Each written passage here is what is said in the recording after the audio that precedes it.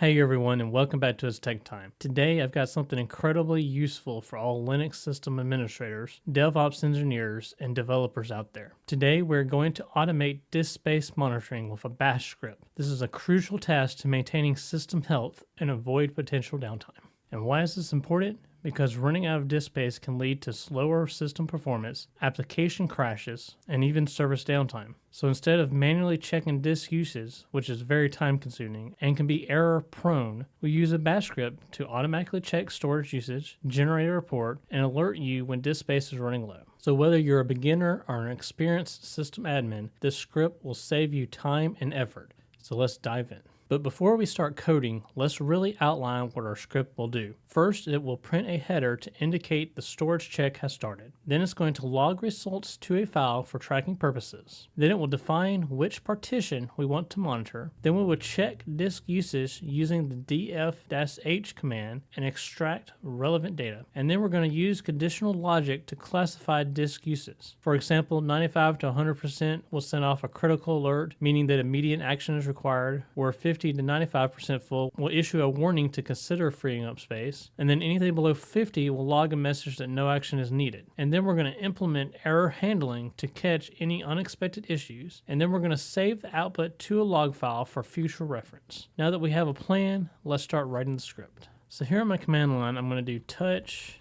storage underscore check.sh, and then I'm going to do chmod plus x storage underscore check sh, and that makes it executable. So now I'm going to use a text editor. I'm going to use Nano in this example just because it's easier for me to show you what to do, but you can use whatever text editor you prefer. Now every bash script starts off with the shebang and /bin/bash. And then since monitoring disk usage may require system level access, let's ensure the script is run as root. So this part right here is to ensure script is run as root. So we're going to write an if statement.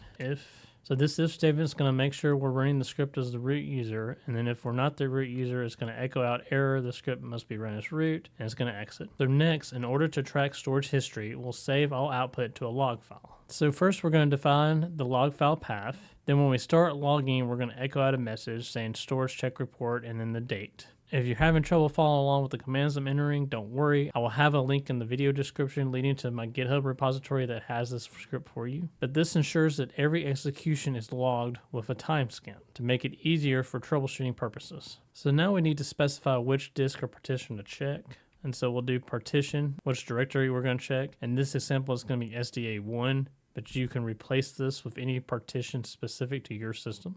Now we'll use the df-h command to get the disk usage percentage and extract the value. df-h will show the disk usage, and then when we grep for partition, this filters out the output, and then when we awk it, this is going to extract the usage percentage, and the tr-d removes the percent sign. Now let's classify the disk usage and issue warnings accordingly. So here we have the critical threshold, which is set at 95. So anything from 95 to 100%, we need to take action immediately.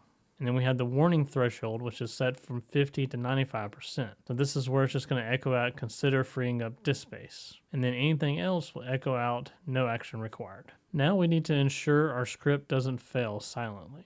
This ensures that if the df command fails, the script will notify us instead of running unnoticed. So now we're going to save the script.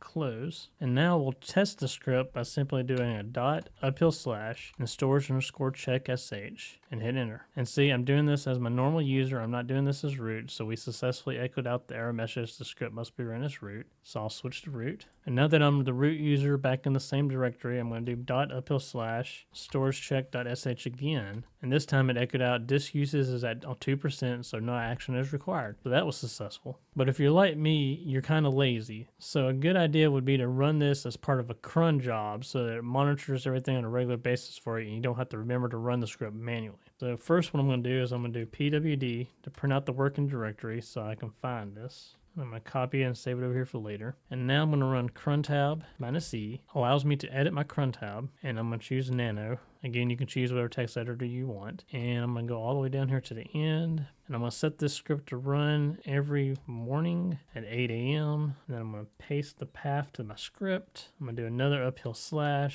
storage underscore check .sh.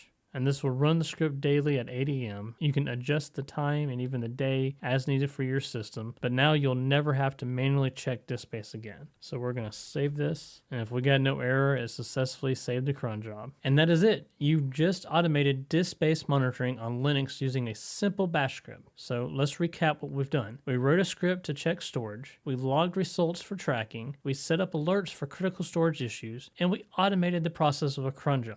And if you wanted to take this script even further, you can modify the script to monitor multiple partitions. You could set up email alerts for when disk space is critical, and you can even integrate this script with monitoring tools such as Prometheus. So if you found this tutorial helpful, please hit the like button, subscribe for more Linux automation guides, and comment below if you have any questions. And remember, there's going to be a link to all the commands that were used today in the video description. Thank you for watching, and I will see you in the next video.